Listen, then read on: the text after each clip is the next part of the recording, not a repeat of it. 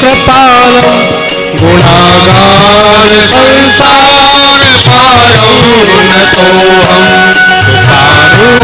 निकल्लो नीचारु गंगा न सद्भाल बालेन्दु कंठे भुजंगा चलत कुंडलंभु सुनेत्रं विशालं प्रसन्नाननं नीलकण्ठं दयालं मृगाधीश शर्माम्बरं मुल्लमालं प्रियं शङ्करं सर्वनाथं भजामि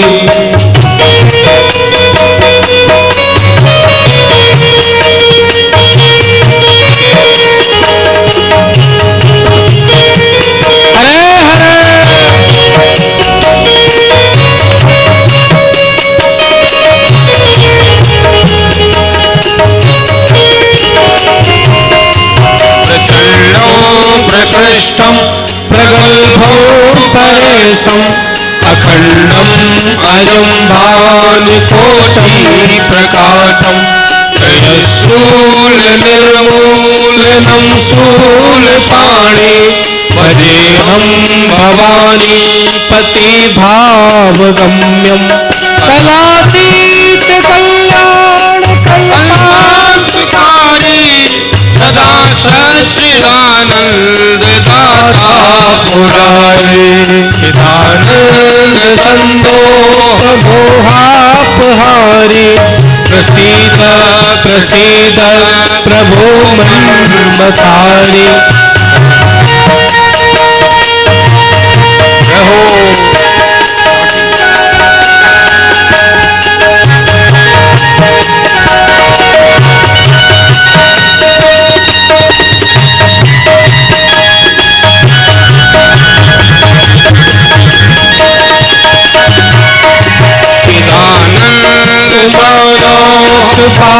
पादारविन्दं भजन्ति ह लोके परे वा नराणां तत्सुखं संतापनाशं प्रसीद प्रभो सर्वभूताधिवासं न जानामि योगं जपं देव पूजां ततोऽहं सदा सर्वदा सम्भूतुभ्यं यदा जन्म दुःखोदितातप्यमान प्रभो पाहि आपन नमामि शंभो प्रभो पाहि आपन नमामि शंभो प्रभो पाहि आपन नमामि शंभो रुद्राष्टकपदं प्रोक्तं विप्रेण हरतोऽस्य ये पठन्ति नरा भक्ता तेषां शंभु प्रसीदति। आइए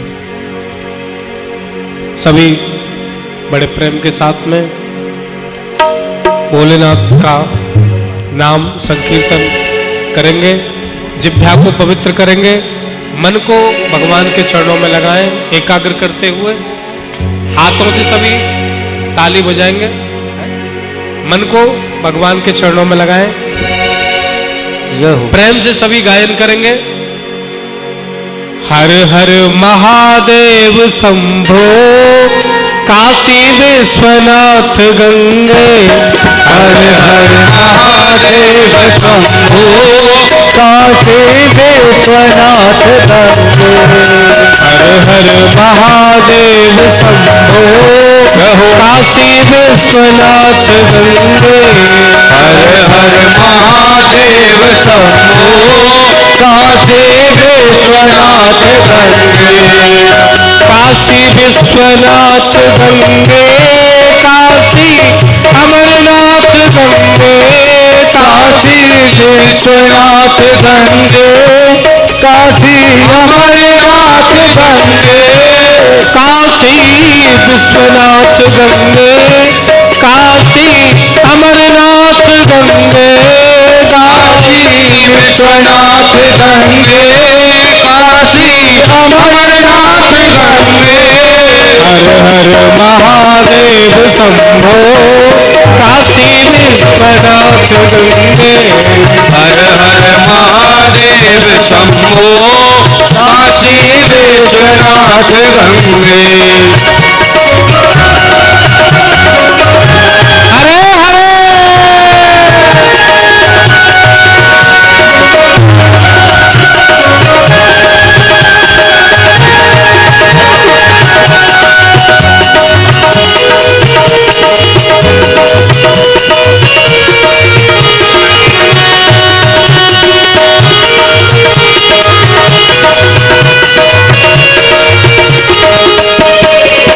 आपकी आवाज नहीं आ रही, एक बार हम बोलेंगे, एक बार आप बोलो। हर हर महादेव शंभो काशी विश्वनाथ गंगे हर हर महादेव शंभो काशी विश्वनाथ गंगे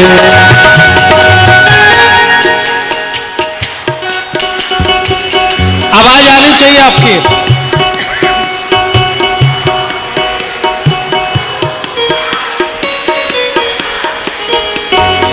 हर हर महादेव शंभो काशी विश्वनाथ गंगे हर हर महादेव शंभो काशी विश्वनाथ गंगे हर हर महादेव शंभो काशी विश्वनाथ गंगे हर हर महादेव शंभो काशी विश्वनाथ गंगे काशी विश्वनाथ गंगे भोले पार्वती संगे काशी विश्वनाथ गंगे भोले पार्वती संगे काशी विश्वनाथ गंगे ये भोले पार्वती संगे काशी विश्वनाथ गंगे भोले अमरनाथ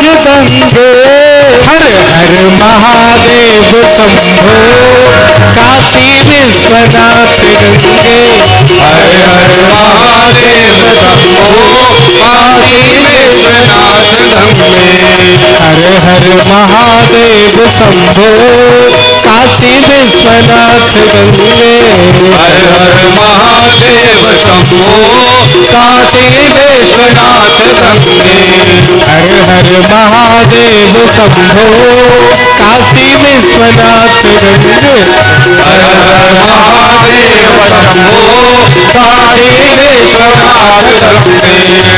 काशी विश्वनाथ गंगे काशी विश्वनाथ गंगे काशी अमरनाथ गंगे काशी विश्वनाथ गंगे काशी अमरनाथ गंगे हर हर महादेव शंभो काशी विश्वनाथ गंगे हर हर महादेव शंभो काशी विश्वनाथ गंगे हरे कृष्ण कृष्ण कृष्ण हरे हरे हरे राम राम राम हरे हरे हरे कृष्ण कृष्ण कृष्ण हरे हरे हरे राम राम राम हरे हरे हरे कृष्ण कृष्ण कृष्ण हरे हरे हरे राम राम राम हरे हरे हरे कृष्ण कृष्ण कृष्ण हरे हरे राम राम राम हरे हरे हरे कृष्ण कृष्ण कृष्ण हरे हरे हरे राम राम राम हरे हरे हरे कृष्ण कृष्ण कृष्ण हरे हरे हरे राम राम हरे हरे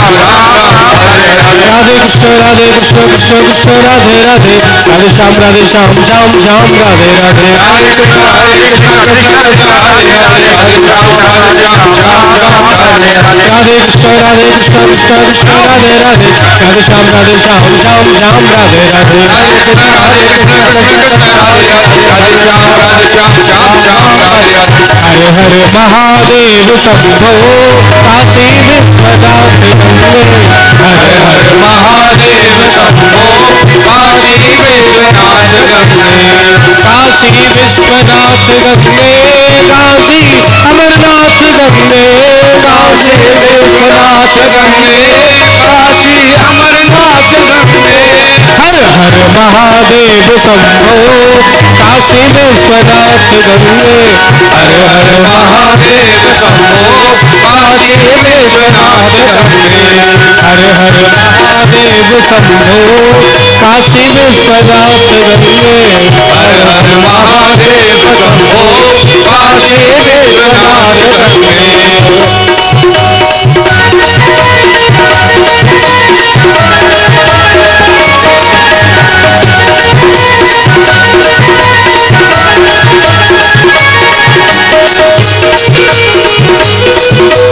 शंकर भगवान की जय हो। हर हर महादेव शंभो काशी विश्वनाथ गंगे। हर हर महादेव शंभो काशी विश्वनाथ गंगे। हर हर महादेव हर हर महादेव हर हर महादेव। नमः पार्वती पदे हर हर महादेव। जय जय श्री राम जय जय श्री राम जय जय श्री राधे श्याम। शंकर भगवान की जय। महाकालेश्वर भगवान की जय। श्री विश्वनाथ भगवान की जय। श्री गंगा महारानी की जय। श्री गिरिराज धरण की जय। श्री सर्वेश्वर भगवान की जय। वीर बजरंगबली श्री हनुमान जी महाराज की जय। गुरुदेव भगवान की जय। श्री शिव महापुराण की जय।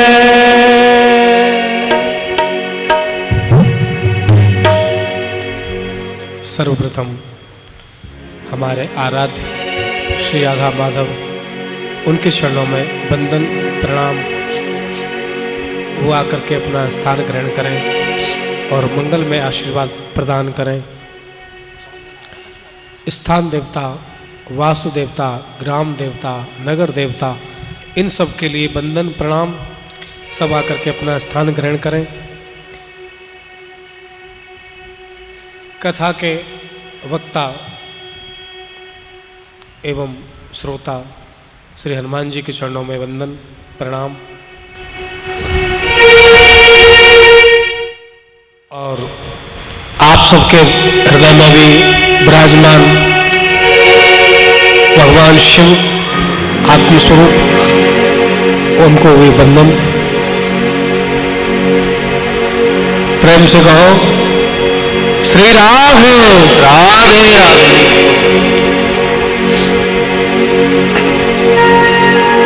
भोजन किया कि नहीं? सुबह भोजन किया था? क्या व्रत है?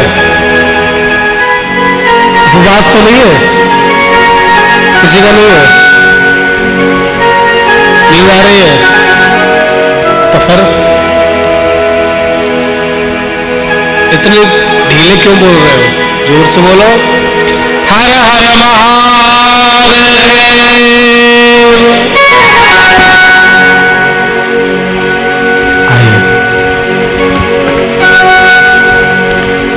मानव जीवन का परम उत्कृष्ट फल सत्संग, और उसी सत्संग की श्रृंखला में आज से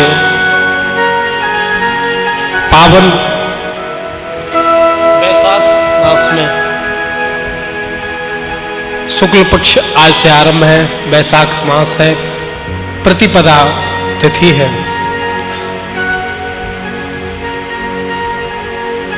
भगवान शिव की कृपा से उन्हीं का जो स्वरूप है, शिव जी का ही वांग में स्वरूप, वाणी में स्वरूप जो है श्री शिव महापुराण की कथा का हम आज से श्रवण यहां करेंगे।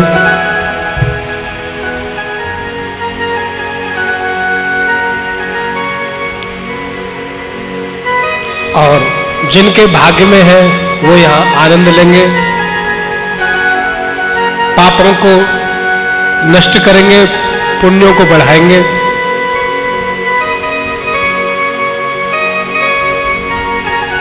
और आप सबका प्रेम है जो अभी जनवरी में ही 30 जनवरी से, है ना, 30 जनवरी से श्रीमद् भागवत की कथा गौशाला में हमने की और फरवरी मार्च अप्रैल 2 महीने बीच में गए और 2 महीने बाद ही पुनः आप लोगों का प्रेम इतना है जो हमको यहां खींच के ले आया है।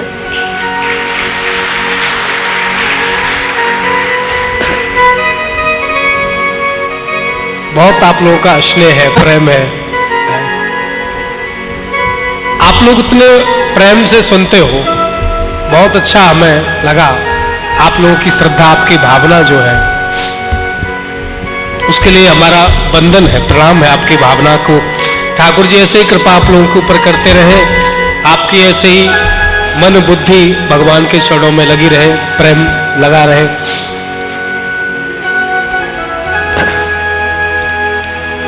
यद्यपि कथा की जो बात थी शिव पुराण की, वो पहले ही भागवत से पहले ही चर्चा चल रही थी। आना था हमको शिव पुराण करने के लिए ही था, लेकिन ठाकुर जी की कृपा ऐसी हुई भोले बाबा की कि पहले हरि का चरित्र गाओ। हरि की इच्छा, भगवान शिव की इच्छा, बोले पहले हरि का चरित्र गाओ, भागवत गाओ, है? तो अचानक भागवत का, तो भगवान शिव की कृपा, तो प्रथम बार आपके शहर में श्री शिव पुराण का आयोजन हो रहा है। हमारे कथा के जो मुख्य यजमान हैं, मनोरथी हैं, श्री गणेश जी परदेसी, उनकी धर्मपत्नी स्वाति जी, उनके हृदय में भगवान की कृपा प्रेरणा हुई। तब ये सुंदर, कितने ऐसे लोग हैं जो कि सोचते हैं, प्रयास करते हैं कि हम भी कथा कराएं, लेकिन करा नहीं पाते। क्यों? क्योंकि जब तक भगवान की कृपा नहीं होती तब तक होना संभव नहीं है।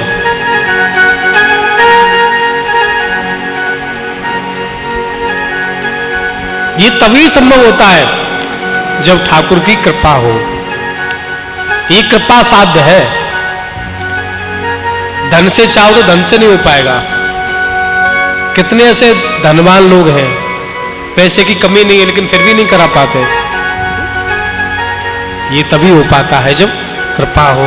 तो आप सबकी ओर भी कृपा है, आप सुनने के लिए यहाँ आए हो और 7 दिन पर्यंत यहाँ बैठ करके भगवान शिव की कृपा को हम प्राप्त करेंगे। क्योंकि शिव जी हैं, बड़े दयालु हैं। भगवान शिव का क्या एक नाम है? आशुतोष। क्या नाम है? जोर दे बोलो,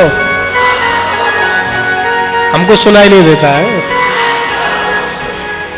आशुतोष द्रवयति थोरे, आशुतोष है। आशुतोष का मीनिंग क्या है? जल्दी प्रसन्न होने वाले। और जो देवता हैं उनको प्रसन्न होने में समय लगता है, पर भोले बाबा को प्रसन्न करने में कोई समय नहीं लगता। आशुतोष द्रवई अति थोड़े, बहुत थोड़े ही समय में, अल्पकाल में ही भोले बाबा प्रसन्न हो जाते हैं। और सामग्री भी कोई महंगी नहीं। पूजा में देवताओं की में और में तो महाराज माखन चाहिए, मिश्री चाहिए, दुनिया भर के महंगे महंगे सामग्री। पर हमारे भोले बाबा ऐसे हैं कि उनके लिए कोई महंगी सामग्री की जरूरत नहीं है। केवल तोयम जल चढ़ा दो, 1 लोटा जल चढ़ा दो और बस उसी से ही प्रसन्न हो जाते हैं। आक धतूरा जो कहीं भी सहज में ही उत्पन्न होता है, वो उखाड़ लो, किसी महंगे फ्लावर की फूल की जरूरत नहीं है। जिन फूल पत्तियों को कोई पूछता नहीं वैसे ही खड़े रहते हैं, वो चढ़ा दो, उसी से प्रसन्न। ऐसे दयालु कृपा में भोले बाबा को हम यहां बैठ करके प्रसन्न करेंगे और उन्हीं का जो स्वरूप है शिव पुराण, उसकी कथा का हम श्रवण करेंगे 7 दिन पर्यंत नियम के साथ कथा का सभी श्रवण करेंगे। ये सत्संग यहां होगा।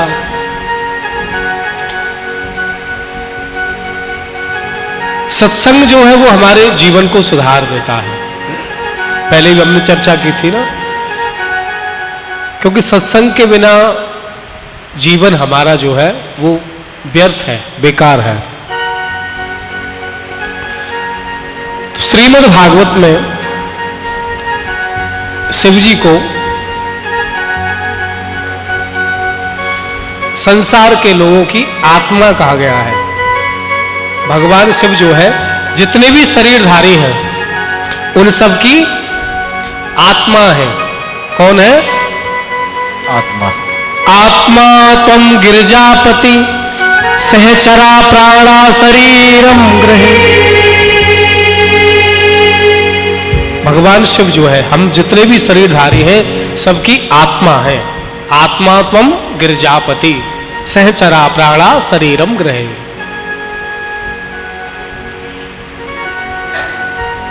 भागवत में स्वयं सुखदेव जी कहते हैं भगवान शिव जीव की आत्मा है। और भागवत में ही भगवान श्री कृष्ण को भी, राम जी श्री कृष्ण एक ही बात है, उनको भी आत्मा कहा गया है कि भगवान श्री कृष्ण ही आत्मा है। गोपियां कहती ना भागवत में, पेष्ठो भवास्तन्मृताम खिल बंधुरात्मा। हे कृष्ण, आप हमारी आत्मा हो। तो भागवत में ही श्री कृष्ण को भी कहा कि ये जीव की आत्मा है, और भगवान शिव को भी आत्मा कहा गया है। तो कहने का तात्पर्य यही है कि श्री कृष्ण में और भोले बाबा में कोई भेद नहीं है, ये दोनों एक ही हैं, इनमें कोई भेद नहीं है।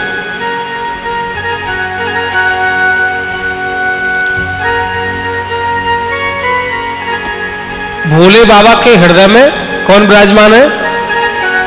शिवस्य हृदयम विष्णु। शिव के हृदय में विष्णु विराजमान है।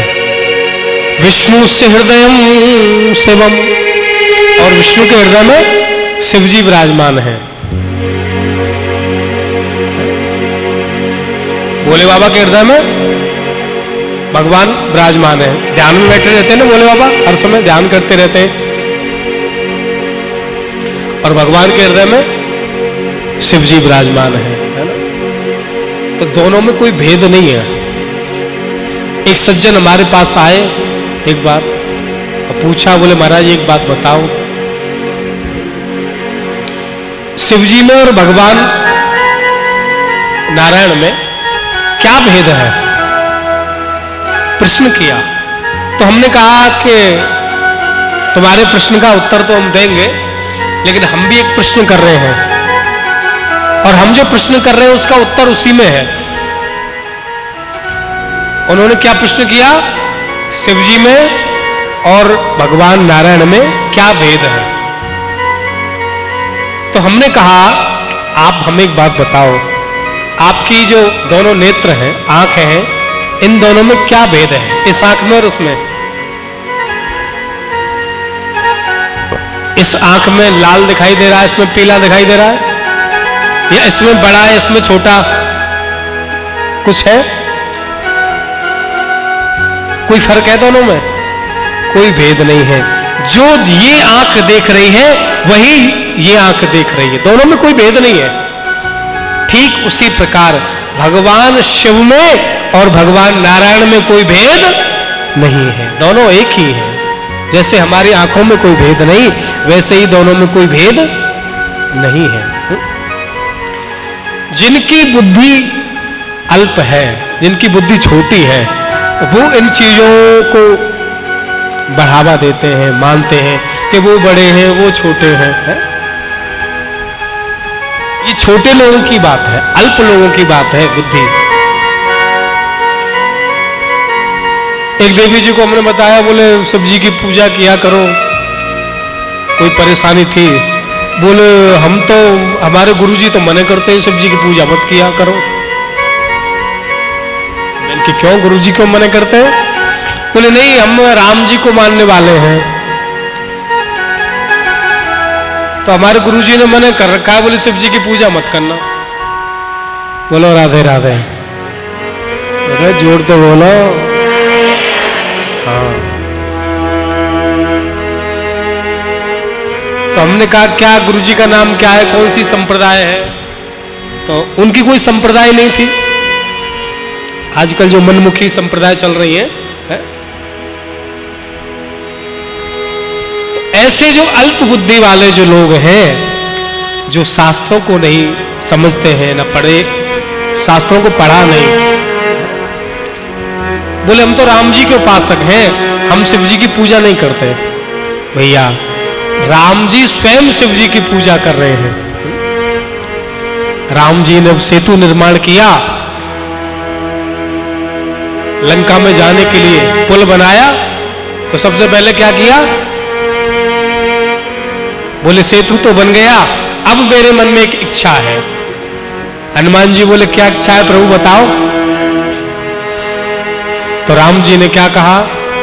कर हो यहाँ शंभु स्थापना, मोरे हृदय परम कल्पना। बोले मेरी इच्छा है हनुमान कि यहाँ शिव जी की स्थापना करूं। तब शिव जी की स्थापना, भोले बाबा की पूजा स्वयं भगवान श्री राम जी ने की।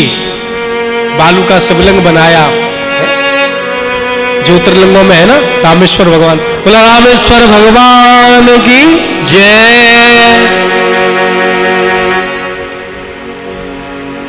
स्वयं राम जी ने पूजा की और कहा कि आप, बोले अब इनका पूजा की सब बात, तो बोले नाम भी तो रखना चाहिए, नाम क्या रखा जाए शिवलिंग का? बोले नाम रखते हैं रामेश्वर। पूछा बोले इसका अर्थ क्या है? बोले मैं राम हूं, मेरे द्वारा जो पूज्य है, मैंने जिनकी पूजा की है शिव जी की, जो मुझ राम के ईश्वर है, वो रामेश्वर है। उसी समय भोले बाबा भी प्रकट हो गए। बोले शंकर भगवान की जय। भोले बाबा हाथ जोड़ के बोले, बोले महाराज ये ठीक नहीं है। बोले तो? बोले मैं राम हूं, मेरे द्वारा जो मेरे जो ईश्वर है वो रामेश्वर है। बोले नहीं, राम जिनके ईश्वर है, भोले बाबा कह रहे हैं कि आप मेरे ईश्वर हो, राम जिनके ईश्वर है वो रामेश्वर है। तो एक दूसरे को अपना ईश्वर मानते हैं। राम जी शिव जी की पूजा करते हैं और शिव जी राम जी की पूजा करते हैं। तो भेद कहां है दोनों में? दोनों का इतना प्रेम है। तो राम अवतार में राम जी ने स्वयं भगवान शिव की पूजा की। शिव जी ने कहा कि वो क्यों पूजा की है, कुछ मांगना चाहते हो? बोले महाराज ये रावण आपका चेला है और लंका पर विजय प्राप्त करनी है, तो आशीर्वाद दो। तो भगवान शिव ने आशीर्वाद भी दिया। तो स्वयं राम जी ने भगवान शिव की पूजा की और लंका पर विजय प्राप्त की। और इधर भगवान श्री कृष्ण ने भी पूजा की। रुक्मिणी जी के पुत्र हुए,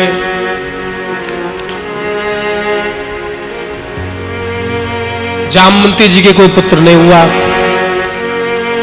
तब भगवान श्री कृष्ण ने शिव जी की उपासना की और शिव जी प्रसन्न हुए। कहा वरदान मांगो, क्या चाहिए? भगवान बोले हमारी देवी जी हैं, इनके यहाँ कोई संतान हो जाए, ऐसी कृपा करो भोले बाबा। तो भोले बाबा बोले आप जैसा वरदान मांगने वाला है, आपने मेरी पूजा की है, तो हम कोई संसार का पुत्र आपको नहीं देंगे, हम स्वयं आपके यहाँ पुत्र बनकर के आएंगे। अब संग में पार्वती अम्बा भी थी। बोले आप अकेले अकेले जाओगे मुझे छोड़ करके? मैं भी साथ चलूंगी। तो बोले ठीक है।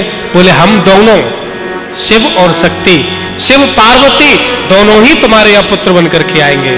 आशीर्वाद दिया। तो शिव और अम्बा, भगवती पार्वती शक्ति, शिव और अम्ब दोनों का मिलकर के भगवान श्री कृष्ण के घर में अवतार हुआ, जिनका नाम सांब हुआ। शिव और अम्बा दोनों ने मिलकर के इसलिए नाम पड़ा सांब। तो भगवान कृष्ण ने भी भगवान शिव की उपासना की।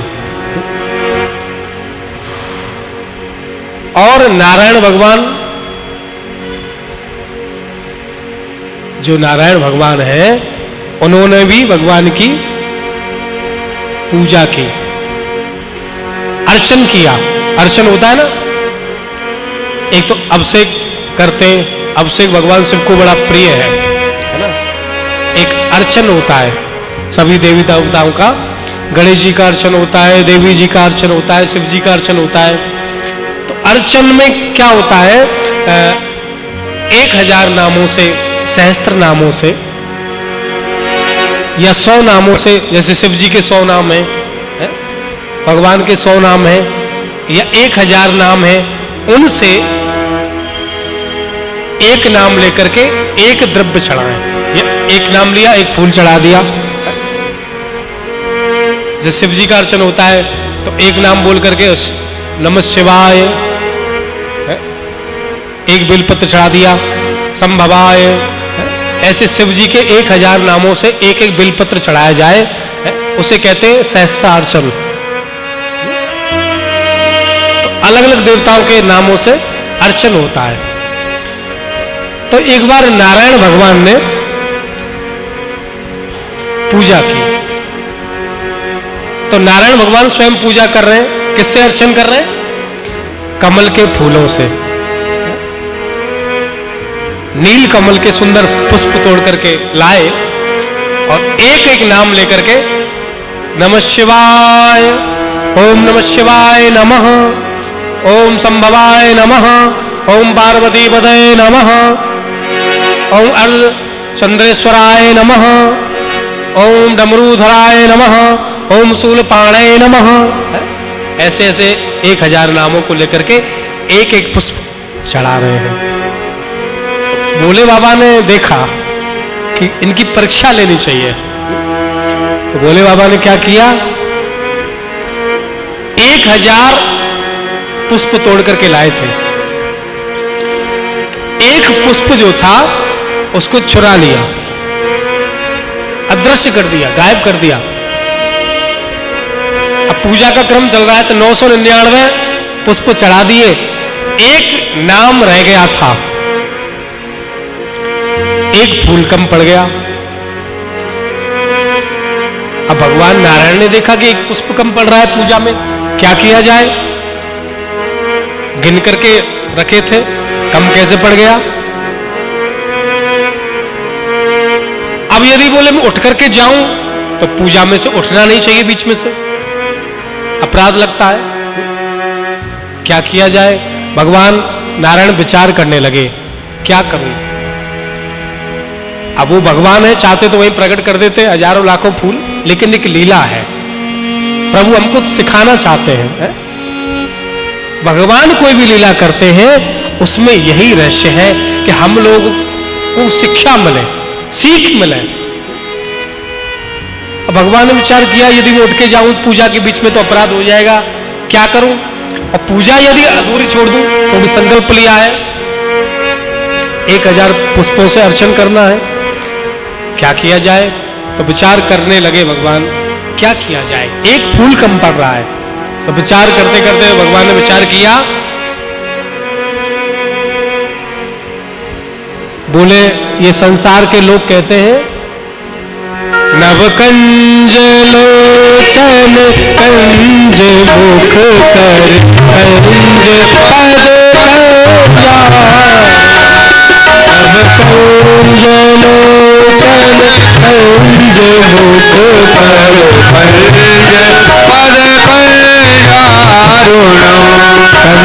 कंदर्प अगणित अमित छवि नवनीर नीरज सुंदरम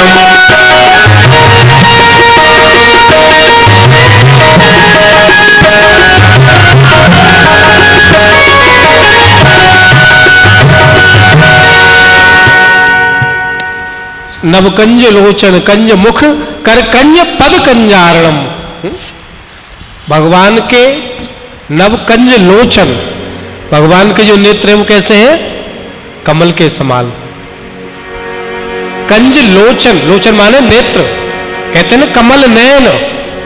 भगवान का नाम क्या है? कमल नेत्र। उनके नेत्र कैसे हैं? कमल के समान। मुंह कैसा है? मुख कमल। कर कंज, हस्त कमल। चरण कैसे? बोले चरण कमल। बोले संसार के लोग कहते हैं कि प्रभु आपके नेत्र कमल हैं, आपके हाथ कमल हैं, तो क्यों ना अब एक कमल की आवश्यकता है तो क्यों ना मैं अपना नेत्र कमल निकाल करके चढ़ा दूं। तो उसी समय भगवान नारायण ने अपना नेत्र निकाला और भोले बाबा के ऊपर जैसे ही चढ़ाया तो भोलेनाथ प्रसन्न हो गए। प्रसंगर भगवान की जय। तो कहने का तात्पर्य यही है, भगवान नारायण, भगवान श्री कृष्ण, भगवान राम सब शिव जी की उपासना करते हैं, अपना आराध्य मानते हैं। और यहां तो जितने भी ठाकुर हैं, राम जी, कृष्ण जी, ये सब सेव्य हैं। सेव्य मतलब शिव जी के जो उपासक हैं उनको सेव्य कहा जाता है। और जो राम कृष्ण नारायण के उपासक हैं हम वैष्णव हैं। जो भगवान के उपासक हैं वो वैष्णव हैं। तो भगवान राम श्री कृष्ण से बड़ा कोई सेव्य नहीं है और भगवान शिव से बड़ा कोई वैष्णव नहीं है। वैष्णव कौन? जो भगवान कृष्ण के उपासक है, राम जी के उपासक है, नारायण के उपासक है। तो भगवान शिव कौन है? परम वैष्णव है।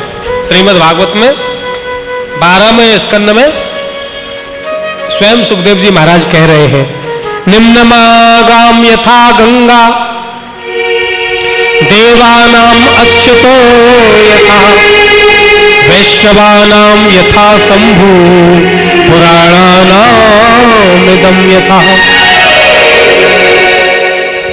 निम्नमागाम यथा गंगा, जैसे नदियों में गंगा जी श्रेष्ठ है। देवानाम अच्युतो यथा, सारे देवताओं में अच्युत श्री हरि श्रेष्ठ है।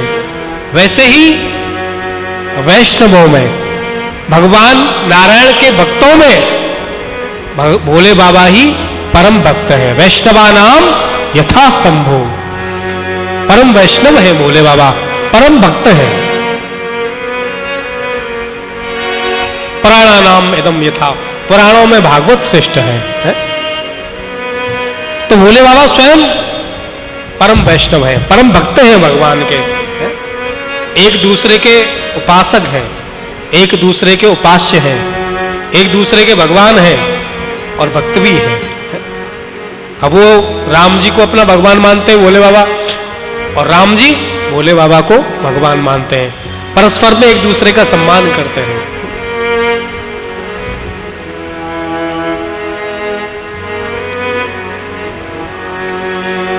तो दोनों में कोई भेद नहीं है।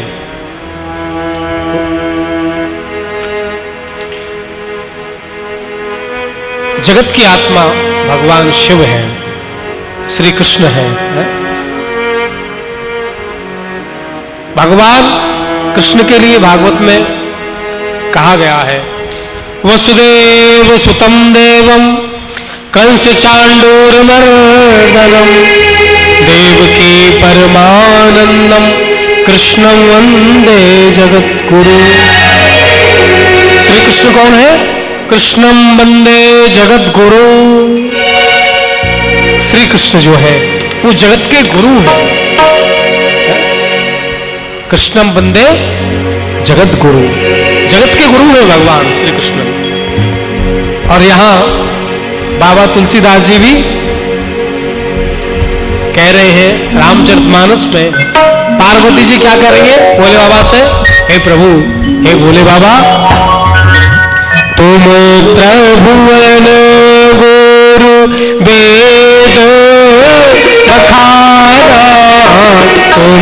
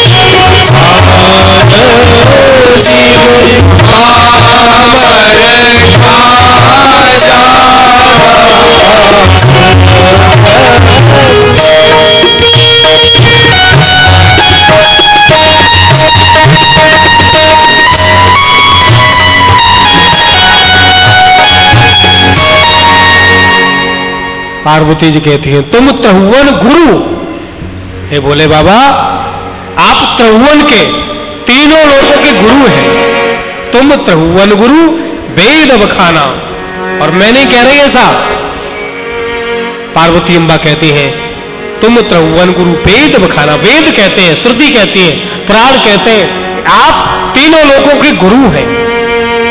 तुम त्रिभुवन गुरु वेद बखाना, आन जीव पामर कहा जाना। ये अल्प बुद्धि वाले पापी लोग हैं, वो क्या जाने आपके इस दृश्य को। तो भोले बाबा को भी गुरु कहा गया है, त्रिभुवन गुरु, और फिर कृष्णम वंदे जगत गुरु, वो जगत की आत्मा है, भोलेनाथ भी जगत की आत्मा है। हरि और हर में, हरि माने भगवान नारायण राम कृष्ण, और हर माने भगवान शिव, दोनों में कोई भेद नहीं है, दोनों एक ही हैं, एक दूसरे के उपासक हैं, उपास्य हैं, दोनों में कोई भेद नहीं है।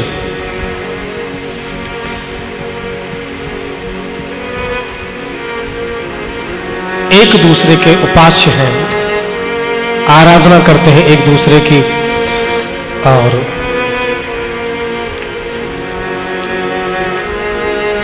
नैमिषारण्य क्षेत्र में नेम से सूतमासीन महिवाद्य महामति तथा मृदसास्वाद कुशल सोन को ब्रवीत। नैमिषारण्य क्षेत्र में 88,000 सौनकादिक ऋषि विराजमान हैं। कथा का, शिव पुराण का महात्मा हम श्रवण करेंगे, क्योंकि जिस तीर्थ में जाएं, किसी व्रत को हम करें तो उसका महात्मा, उसकी महिमा हमें अवश्य पता होनी चाहिए। जब तक उसकी महिमा, उसके बारे में हमें जानकारी नहीं होगी, तब तक उसमें श्रद्धा नहीं होगी। श्रद्धा कब होगी? जब उसके विषय में हम जान जाएंगे। अब हमारे सामने सोना पड़ा है और हम सोने की कीमत नहीं जानते कि सोना इतना महंगा होता है, हमें पता नहीं, तो हमारे लिए बेकार है वो। लेकिन यदि हमें पता है कि ये सोना है तो उसकी महिमा हमें पता पड़ेगी, है ना। एक बहुत गरीब व्यक्ति था, उसके पास कुछ था नहीं, भूखा मर रहा था, एक संत आए, संत को प्रणाम किया, भोजन कराया, तो संत को दया आ गई और संत ने उसे पारस मणि दे दी। क्या दिया? बोलो ना, पारस मणि दे दी। देखा कि गरीब है, किसान है, तो अब पारस मणि का मतलब जानते हो ना क्या होता है?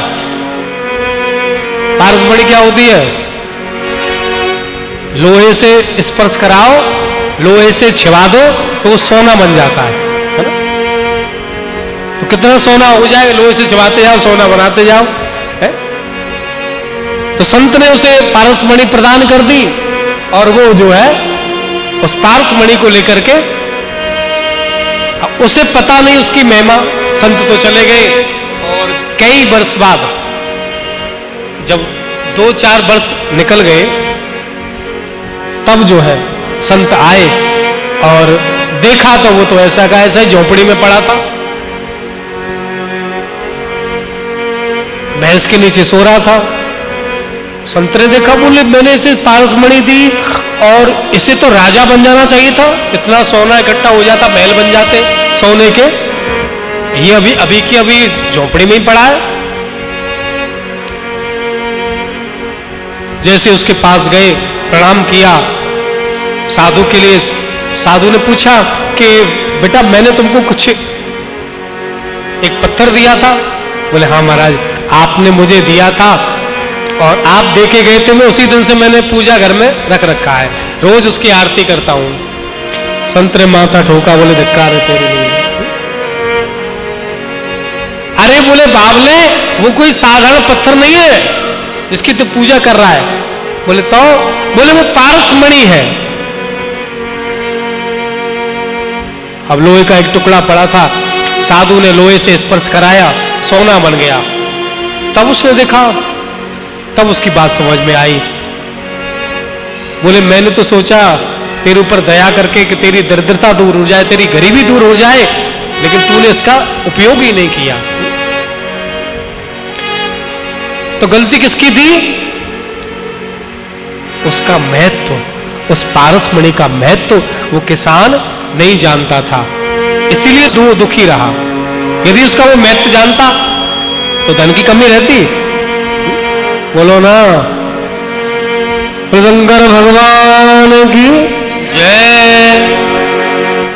तो जब तक हम किसी चीज का महत्व नहीं जानेंगे, उसकी महिमा को नहीं जानेंगे, तब तक उसमें हमारी श्रद्धा नहीं होगी।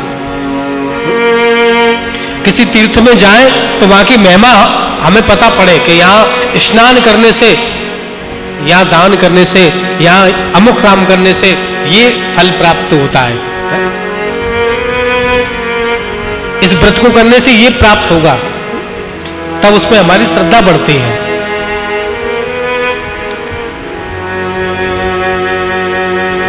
तो उसका जो महत्व है, उसकी महिमा है, क्योंकि जाने बिन न होए प्रतीति, बिन प्रतीत होए नहीं प्रीति। जब तक जानेंगे नहीं जिसके विषय में, तब तक उसका परिचय नहीं होगा। पहले जानकारी करते हैं ना, आपका नाम क्या है, कहां से आए हो, क्या करते हो, फिर जानकारी बढ़ती, फिर परिचय होता है, और परिचय होने से प्रेम होता है। जाने बिन न होए प्रतीति, बिन प्रतीत होए नहीं प्रीति। और बिना परिचय के फिर प्रेम नहीं होगा। पहले जानकारी करेंगे, फिर परिचय होगा, और परिचय होगा तो फिर प्रेम हो जाएगा, और प्रेम नहीं होगा तो प्रेम बिना नहीं भगति दृढ़ाई। बिना प्रेम के कुछ भी होने वाला नहीं है। तो ये सत्संग किस लिए है? कि भगवान से हमारा प्रेम हो जाए, और प्रेम हो जाएगा तो सहज में ही कल्याण हो जाएगा। भगवान से जब तक प्रेम नहीं होगा तब तक कल्याण होने वाला नहीं है।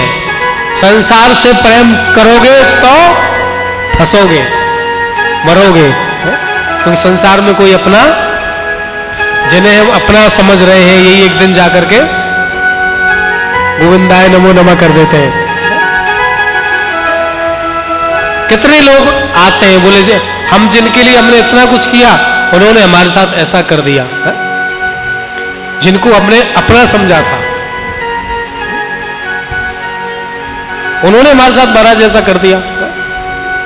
तो भैया ये तो संसार है, कोई अपना नहीं है, अपने तो केवल भगवान है जो हमारी आपत्ति में विपत्ति में हमारे साथ खड़े रहते हैं। जब याद करो तभी कृपा करते हैं। जब हमारे ऊपर आपत्ति आती है तब कौन काम आता है? संसार के लोग आते हैं काम? कौन काम आता है? भगवान ही काम आते हैं। लेकिन बड़े दुख की बात है कि हम भगवान के पास कब जाते हैं? जब संसार हमें धुतकार देता है, संसार फटकार देता है, संसार काम नहीं आता, तब भगवान की याद आती है। पहले भगवान की याद नहीं आती। यदि पहले ही भगवान की याद आ जाए, पर नहीं, पहले तो ये मेरा है, ये भी बेटी मेरी, बेटा मेरा, घर मेरा, परिवार मेरा है, मेरे पास इतना ताकत है, मैं रंगदार हूं, बहुत बड़ा है।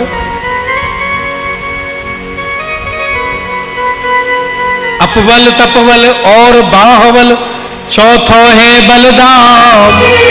बोले पहले अपना बल, अरे बोले हम तो हमारा नाम ले रहे ना, अच्छा बुढ़ापे में बोले क्या हुआ? अरे बोले अपबल, अपना बल भी खत्म हो जाता है, फिर तपबल, वो भी काम नहीं, और बाहुबल, वो भी खत्म। तो बोले अरे कोई बात नहीं, शरीर में ताकत नहीं, कोई नहीं, कोई परिवार नहीं, कुछ नहीं, पैसा तो बहुत है, इतना पैसा महाराज इकट्ठा कर रखा है, चिंता मत करो। और एक दिन जब वो आता है तो पैसा भी काम नहीं आता है। डॉक्टर भी मने कर देते हैं, पैसा पड़ा है किसी काम का नहीं है। फिर सूर किशोर, सूरदास बाबा कहते हैं, सूर किशोर कृपाते सब बल, फिर हारे पे हरि नाम। जब चारों ओर से हार जाता है तब भगवान की शरण में जाता है। हे गोविंद, हे हरि, हे भोलेनाथ, अब तो आप ही मेरे ऊपर कृपा करो, मैं आपकी शरण में हूं। फिर रोता है। तो भैया इसीलिए पहले ही क्यों ना भगवान की शरण में जाओ, ताकि रोना ही नहीं पड़े है? लेकिन हम मानते नहीं है। ये कथा हमें यही सिखाती है। शिव पुराण, भागवत इत्यादि जितने भी धर्म ग्रंथ हैं हमें यही सिखाते हैं कि भगवान की शरण में जाओ, भगवान को ही अपना मानो, यही तुम्हारे काम आएंगे। शिव ही कल्याण स्वरूप है, अंत तक शिव जी ही कृपा करते हैं, संसार काम नहीं आएगा। सोनकाद ऋषि विराजमान है, 88,000 सोनकाद ऋषि विराजमान थे। और सूत जी का आगमन हुआ, प्रश्न किया, बोले महाराज आप हमें कोई सुंदर कथा सुनाइए जिसके सुनने मात्र से सारे दोषों की निवृत्ति हो जाए, सारे दोष हमारे नष्ट हो जाए। मन के दोषों के कारण व्यक्ति पाप करता है और पाप का जो फल है वो है दुख। क्या है? पाप का फल ही दुख है। पाप और पुण्य ये दोनों बीज हैं। क्या है? पाप और पुण्य दोनों बीज हैं जिनको हम बोते हैं। जब व्यक्ति पाप करता है, पाप का बीज बोता है तो कष्ट मिलता है, और पुण्य का बीज बोता है तो सुख मिलता है। अब हम यदि बबूल का बीज बो दें और चाहें कि हमें आम मिल जाए खाने के लिए, तो मिलेगा? बोलो ना, नहीं मिलेगा ना। नीम बोओगे तो नीम मिलेगा, आम तो नहीं मिलेगा। बोया पेड़ बबूल का तो आम कहां पे हो? आम कहां से मिलेगा? आम कब मिलेगा? जब आम का बीज बोओगे। पाप का बीज बोओगे और चाहो कि सुख मिले तो कैसे मिलेगा? पाप का बीज बोने से तो कष्ट ही मिलेगा, पुण्य का बीज बोओगे तो सुख मिलेगा।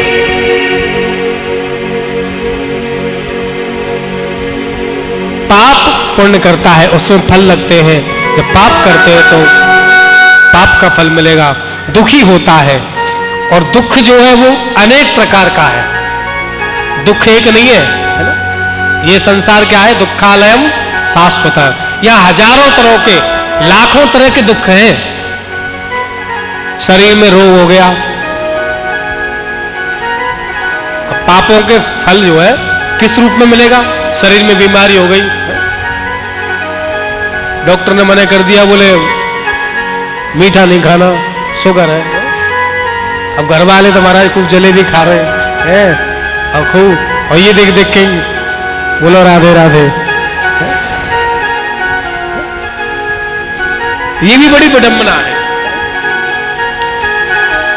इतना पैसा है, इतना पैसा है, लेकिन खा नहीं सकते।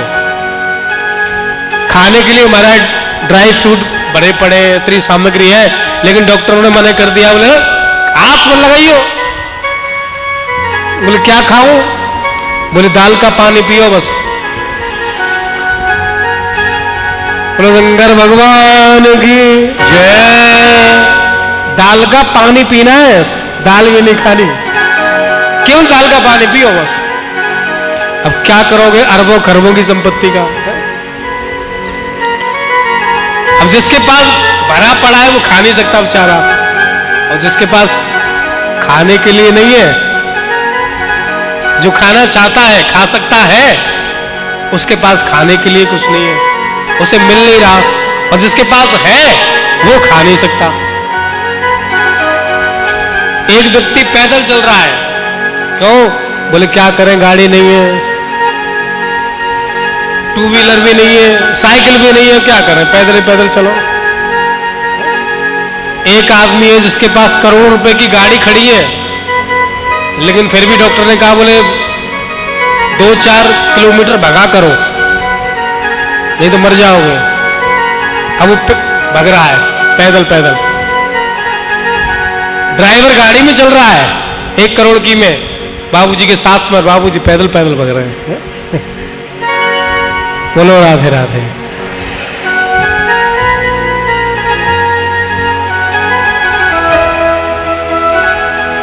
तो रोग के रूप में हमारे पाप हमें रोग के रूप में प्राप्त होते हैं। बेटा बेटी कष्ट देते हैं, बेटा बेटी के रूप में हमारे पाप, कई बार पड़ोसी के रूप में, नाना प्रकार के रूप में हमें पाप जो है वो कष्ट देते हैं। किसी के बेटा है इसलिए दुखी है, बोले बड़ा परेशान कर रखा है बेटे ने, बेटा बहू ने बड़ा परेशान कर रखा है। शादी की थी किस लिए? बोले चलो बेटे की शादी हो जाएगी, बहू आएगी तो कुछ सेवा करेगी। अब बहू ऐसी आई है जो महाराज पूछो मत। अब दौंड में एक शादी हुई, दौंड के गांव में शादी हुई तो बहू आ गई महाराज पुणे से, पढ़ी लिखी बहू आई, ग्रेजुएट। अब पहला दिन था तो सासू ने सोचा कि पहला दिन है तो चलो, तो सुबह सुबह देते हैं ना क्या, बैग टी, तो सासू जी बैग टी लेके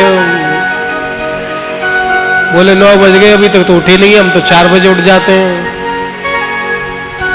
अब आजकल के बच्चे के बाद खटखटाई, बहू आई 10 बजे निकल के, हाँ बेटी चाय पी ले, बोला हाँ लाओ।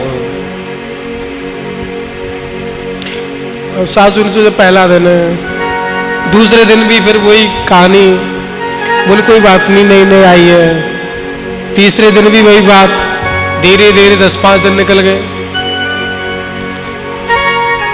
तो सास ने फिर, अब डायरेक्ट तो कह नहीं सकती क्योंकि इतना दहेज लेकर के आई है, पढ़ी लिखी है, बड़े घर की है, तो सासू भी फिर दूसरे को सुना करके बोले हम जब आए थे तो 4 बजे उठ जाते थे, हमारी सास से पहले उठ जाते थे 4 बजे। कोई बात नहीं, नहीं नहीं आई है बहू तो सुधर जाएगी। और बहू के ऊपर कोई फर्क नहीं हो तो डेली का नियम बन गया। अब 1 महीना हो गया तो अब बेचारी डोकरी सोच रही थी कि बहू आएगी तो काम करेगी, पर मुझे ही चूल्हे में मूड देना पड़ रहा है अभी भी। मुझे ही रोटी बनानी, मुझे ही झाड़ू लगाना, मुझे ही सारा काम। बोले ये अच्छी बहू आई तो उल्टी सेवा करा रही है।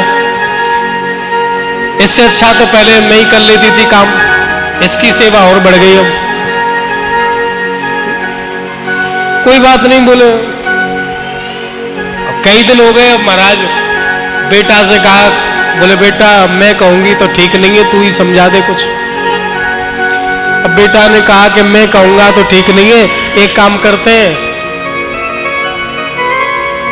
बोले सुबह सुबह मैं आ जाऊंगा और थोड़ा सा झगड़ा करेंगे, नाटक करेंगे कि लाओ मैं झाड़ू लगाऊं, मैं झाड़ू लगाऊं।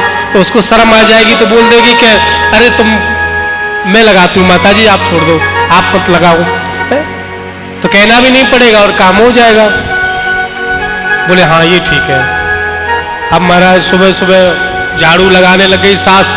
प्लानिंग पहले ही तैयार थी रात को ही। अब बेटा जग करके आया, अरे बोले मम्मी ये तुम क्या कर रही हो, तुम झाड़ू लगा रही हो मेरे होते हुए, लाओ मैं लगाता हूं। अरे बोले बेटा तू रहना दे, तू रहने दे, तू झाड़ू लगाएगा, स्त्रियों का काम में ही अच्छा नहीं लगेगा, मैं ही लगा देती हूँ। अरे नहीं नहीं, बोले कोई बात नहीं मैं लगाता हूँ। बड़ी बूढ़ी होकर के बोले अभी तो आई नहीं,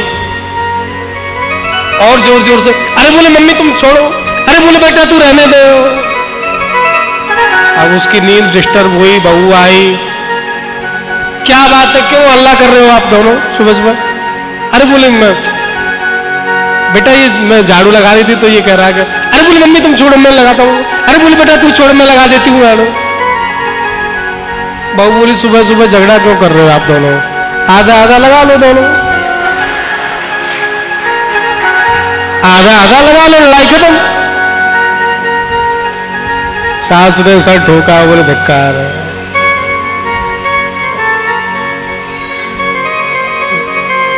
ऐसी स्थिति बन जाती है। दौंड की बहू ऐसे नहीं है, पर आप सब तो बहुत अच्छे हो। तो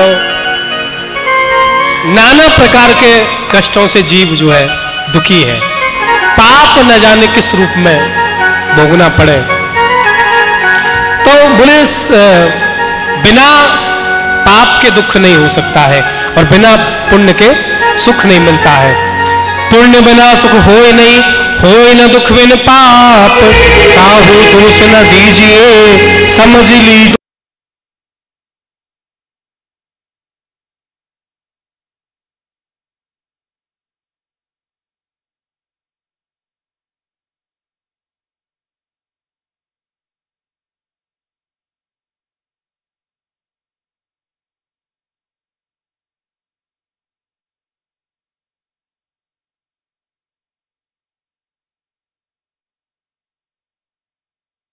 तो जितना भी भाव हो शंकर भगवान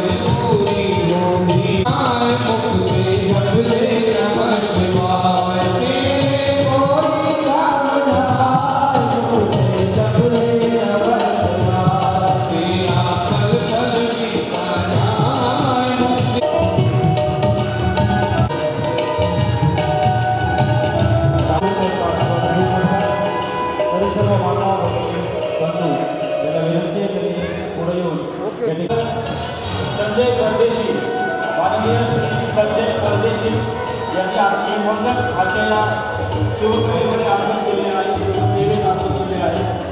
माननीय श्री संजय परदेशी यांनी आज आगमन केले आहे। अशा पद्धतीने सुंदर रीतीने हरी आणि हाराचं दर्शन महाराष्ट्राने आपल्याला आज इथे दाखवलेलं आहे.